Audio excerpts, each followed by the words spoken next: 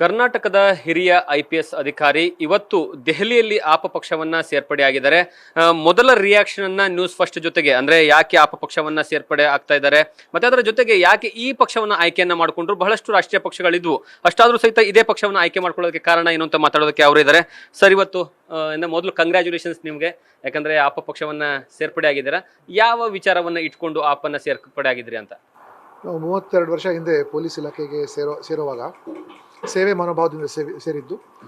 ಅದು ಕೇವಲ ಪೊಲೀಸ್ ಸೇವೆಯೇ ಸಾಲದು, ಸೇವೆಯ ಸ್ಪೆಕ್ಟ್ರಮ್ ಇನ್ನೂ ವೈಡ್ ಮಾಡೋ ಸಲುವಾಗಿ ಎಲ್ಲ ಪಕ್ಷಗಳನ್ನು ನೋಡಿದ್ರೆ ತುಂಬ ಪ್ರಗತಿಶೀಲ ಪಕ್ಷ, ಭ್ರಷ್ಟಾಚಾರ ಇಲ್ಲ, ಜಾತೀಯತೆ ಇಲ್ಲ, ಮತ್ತು ಅರವಿಂದ್ ಕೇಜ್ರಿವಾಲ್ ಅವರ ಉತ್ತಮ ನಾಯಕತ್ವದಿಂದ ಕೇವಲ ದೆಹಲಿಯಲ್ಲಿ ಕೂಡ ಒಳ್ಳೆ ಆಡಳಿತ ಕೊಡದೆ ಅವರು ಪಂಜಾಬಲ್ಲಿ ಕೂಡ ಒಳ್ಳೆಯ ಆಡಳಿತ ಕೊಡೋಕ್ಕೆ ಪ್ರಾರಂಭ ಮಾಡಿದ್ದಾರೆ ಮಾನನೀಯ ಭಗವಂತ್ ಮಾನ್ ಅವರ ಇದರಲ್ಲಿ. ಸೊ ಕರ್ನಾಟಕಕ್ಕೆ ಒಳ್ಳೆ ಆಡಳಿತ ಬೇಕು. ನಾವು ಯಾರಿಗೋ ಸೋಲ್ಸೋಕ್ಕೆ ಗೆಲ್ಸೋಕ್ಕೆ ಅಥವಾ ನಾವು ಕಡೆಗಣಿಸಿ ಮಾತಾಡೋದು ಬೇಡ. ಜನ ಮುಖ್ಯ, ನಮಗೆ ಜನಸಾಮಾನ್ಯರು ಮುಖ್ಯ. ಜನಸಾಮಾನ್ಯರ ಏಳಿಗೆಗಾಗಿ ಏನು ಬೇಕಾದರೂ ಮಾಡೋಕ್ಕೆ ಸಿದ್ಧವಾಗಿದೆ. ಇಲ್ಲ, ರಾಷ್ಟ್ರೀಯ ಪಕ್ಷಗಳು ಸಹಿತ ನಿಮ್ಮನ್ನ ಕಾಂಟ್ಯಾಕ್ಟ್ ಮಾಡುವಂತಹ ಕೆಲಸವನ್ನ ಮಾಡಿದ್ವು. ಅಷ್ಟಾದರೂ ಸಹಿತ ಇದೇ ಪಕ್ಷವನ್ನ ಸೇರ್ಪಡೆ ಆಗಬೇಕು ಅಂತ ಯಾವಾಗಿಂದ ನಿಮಗೆ ಅಪ್ರೋಚ್ ಸ್ಟಾರ್ಟ್ ಆಯಿತು ಮತ್ತೆ ಯಾವಾಗ ಡಿಸೈಡ್ ಮಾಡಿದ್ರಿ ಅಂತ?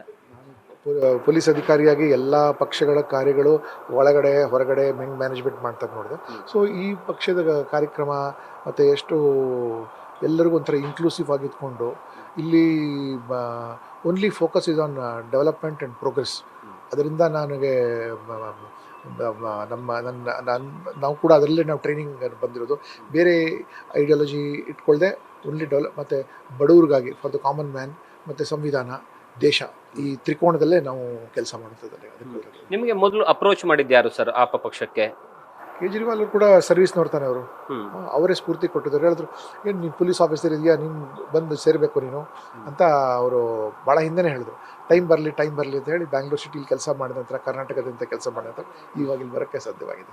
ಓಕೆ, ಇನ್ನೊಂದು ಬಹಳಷ್ಟು ಪ್ರಮುಖವಾದಂಥ ವಿಚಾರ, ಆಪ ಪಕ್ಷಕ್ಕೆ ಕರ್ನಾಟಕದಲ್ಲಿ ಗ್ರೌಂಡ್ ಬೇಸೇ ಇಲ್ಲ, ಅಂತಹ ಪಕ್ಷವನ್ನ ಸೇರ್ಪಡೆ ಆಗ್ತಿದ್ದಾರೆ ಅನ್ನುವಂತಹ ವಿಚಾರವೂ ಸಹಿತ ಇದೆ. ನಿಮ್ಮ ಮುಂದ್ಗಡೆ ದೊಡ್ಡ ಚಾಲೆಂಜಸ್ಗಳಿದಾವೆ. ಪಕ್ಷ ಸಂಘಟನೆ ಆಗಬೇಕು, ಲೀಡರ್ಗಳನ್ನ ತೆಗೆದುಕೊಂಡು ಬರಬೇಕು, ಮತ್ತೆ ಕಾರ್ಯಕರ್ತರನ್ನ ಒಗ್ಗೂಡಿಸಬೇಕು, ಇದೆಲ್ಲವೂ ಸಹಿತ ಇದೆ. ಇಂಥ ಸಂದರ್ಭದಲ್ಲಿ ಹೇಗೆ ನೋಡ್ತೀರಾ 2023 ಚುನಾವಣೆ ಅಂತ? ನಮ್ಮ ನಾಯಕರ ಮಾರ್ಗದರ್ಶನ ಇದ್ದೇ ಇದೆ. ಮತ್ತೆ ಕೆಳಮಟ್ಟದಲ್ಲಿ ಹಳೆ ಕಾರ್ಯಕರ್ತರಿದ್ದಾರೆ, ಇಂಡಿಯಾ ಅಗೇನ್ಸ್ಟ್ ಕರಪ್ಷನ್ ಅಲ್ಲಿ ಹೋರಾಡಿದಂಥವ್ರು. ಮತ್ತು ಎಲ್ಲಕ್ಕಿಂತ ಮುಖ್ಯವಾಗಿ ಈ ಚುನಾವಣೆಯಲ್ಲಿ ಸುಮಾರು ಜನ ಚುನಾವಣೆ ಪ್ರಕ್ರಿಯೆಗೆ ಬರೋದೇ ಇಲ್ಲ. ಅವರನ್ನು ನಾವು ಇನ್ಕ್ಲೂಡ್ ಮಾಡಬೇಕು ಅಂದರೆ ಆನೆಸ್ಟ್ ಕ್ಯಾಂಡಿಡೇಟ್ಸ್ ಇರಬೇಕು, ಆನೆಸ್ಟ್ ಲೀಡರ್ಶಿಪ್ ಇರಬೇಕು, ಮತ್ತು ಪಾರದರ್ಶಕತೆ ಇರಬೇಕು, ಮತ್ತು ನೆಗೆಟಿವ್ ಫೀಲಿಂಗ್ಸ್ ಏನಿಲ್ಲ. ದೊಡ್ಡ ಪಕ್ಷಗಳಿದೆಲ್ಲ ಹಗರಣಗಳು, ಅದನ್ನೆಲ್ಲ ಇಲ್ಲದೇ ಇರೋವಂಥ ಒಂದು ಕಾರ್ಯ ಮುಖಾಂತರ ನಾವು ಭಾಳ ಚಿಕ್ಕ ಪಕ್ಷ, ನಾವೇನು ದೊಡ್ಡ ಪಕ್ಷ ಅಲ್ಲ. ಸೊ ಈ ಚಿಕ್ಕ ಪಕ್ಷದ ಮುಖಾಂತರ ನಾವು ಈಗ ನಿಮ್ಮ ಜೊತೆ ಬಹಳಷ್ಟು ಜನ ನಾಯಕರು ಸಹಿತ ಸೇರ್ಪಡೆ ಆಗ್ತಾರೆ ಅಂತ ಇದೆ. ಫಾರ್ ಎಕ್ಸಾಂಪಲ್ ಸಂತೋಷ್ ಹೆಗ್ಡೆ ಆಗಿರ್ಬೋದು, ಸಹಿತ ಪುಡ್ಚಿ ರಾಜೀವ್ ಆಗಿರ್ಬೋದು, ಅದರ ಜೊತೆಗೆ YSV ದತ್ತ ಅವರು, ಇವರೆಲ್ಲರಿಗೂ ಸಹಿತ ಕಾಂಟ್ಯಾಕ್ಟ್ ಮಾಡುವಂತಹ ಕೆಲಸ ಆಗ್ತಾ ಇದೆ ಅನ್ನುವಂತಹ ವಿಚಾರ. ಹಾಗಾಗಿ ಯಾವ ಏನಂದ್ರೆ ನಾಯಕರುಗಳನ್ನ ನೀವೇನಾದ್ರೂ ಕಾಂಟ್ಯಾಕ್ಟ್ ಮಾಡುವಂತಹ ಕೆಲಸವನ್ನ ಮಾಡಿದ್ರ? ಈಗ ತಾನೇ ಸೇರಿದ್ದೀವಿ, ಈಗ ನೋಡೋಣ, ಬೆಂಗಳೂರು ಬಂದ ನಂತರ ಮಾತಾಡ್ತೀವಿ. ಓಕೆ, ಇನ್ನೊಂದು ಲಾಸ್ಟ್ ಕೊನೆಯ ಪ್ರಶ್ನೆ ಸರ್ ನಂದೀಗ. ಇನ್ನೊಂದು ಏನಂದ್ರೆ CM ಕ್ಯಾಂಡಿಡೇಟ್ ವಿಚಾರವಾಗಿ ಈಗಾಗಲೇ ಏನಂತಂದ್ರೆ, ಯಾಕಂದ್ರೆ ಮೊದಲ ವ್ಯಕ್ತಿಯಾಗಿ ನೀವು ಸೇರ್ಪಡೆ ಆಗಿದ್ದೀರಾ, ಹಾಗಾಗಿ ಏನಾದ್ರೂ ಅದ್ರ ಬಗ್ಗೆ ಏನೋ ಚರ್ಚೆ ಆಯ್ತಾ? ಲೀಡರ್ಶಿಪ್ ನಿಮ್ಮ ಮುಖಾಂತರನೇ ಆಪ ಪಕ್ಷದಿಂದ ಹೋಗುತ್ತಾರೆ ಎಲ್ಲ. ನಾವು ನಮ್ಮ ನಾಯಕರ ಅರವಿಂದ್ ಕೇಜ್ರಿವಾಲ್ ಅವರು ಬಿಟ್ಟಿದ್ವಿ. ಅವ್ರು ಏನ್ ಸೂಚನೆ ಕೊಡ್ತಾರೆ, ಏನ್ ಆದೇಶ ಕೊಡ್ತಾರೆ, ಅದ್ರ ಪ್ರಕಾರ ನಾವು. ಓಕೆ, 224 ಕ್ಷೇತ್ರಗಳಲ್ಲಿ ಏನಂತ ಚುನಾವಣೆಯಲ್ಲಿ ಆಪ ಪಕ್ಷ ಹೋಗುತ್ತಾ? ಈಗ ತಾನೇ ಸೇರಿದೀನಿ, ಮುಂದೆ ನಾವು ಹೋಗ್ತಾ ನೋಡೋಣ. ಬಟ್ ಒಟ್ಟಲ್ಲಿ ಪ್ರಬಲವಾದ ಪ್ರೆಸೆನ್ಸ್ ತೋರಿಸ್ತೀವಿ. ಕರ್ನಾಟಕದ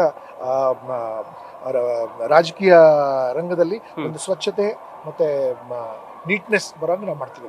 ಓಕೆ, ಅಂದ್ರೆ 100% ಹೋಪ್ ಇದೆ ನಿಮ್ಗೆ, ಎರಡೂ ರಾಷ್ಟ್ರೀಯ ಪಕ್ಷಗಳು ಮತ್ತೆ ಜೊತೆಗೆ ಒಂದು ಪ್ರಾದೇಶಿಕ ಪಕ್ಷವನ್ನ ಎದುರು ಹಾಕ್ತಿವಿ ಅಂತ? ಜನ ಇಂದ ದೂರ ಆಗ್ಬಿಟ್ಟಿದ್ದಾರೆ, ಅದಕ್ಕೋಸ್ಕರ ಜನರ ಹತ್ರ ಬರ್ಬೇಕು ನಾವು. ಅವ್ರ ಸಮಸ್ಯೆಗಳು ಸ್ಪಂದಿಸಬೇಕು, ಮತ್ತೆ ಸ್ಪಂದಿಸದೇ ಇರೋದ್ರಿಂದ ಈ ಸಮಸ್ಯೆ ಆಗಿರೋದಕ್ಕೆ ಈ ಸರ್ವಿಸ್ ಇಂದ ಸ್ವಲ್ಪ ವೈಡರ್ ಸರ್ವಿಸ್ ಹೋಗ್ತಿದ್ದೀನಿ ಅಷ್ಟೇ. ಥ್ಯಾಂಕ್ ಯು ಸರ್, ನಿಮ್ಮ ಮುಂದಿನ ಜೀವನ ಒಳ್ಳೇದಾಗಿರ್ಲಿ.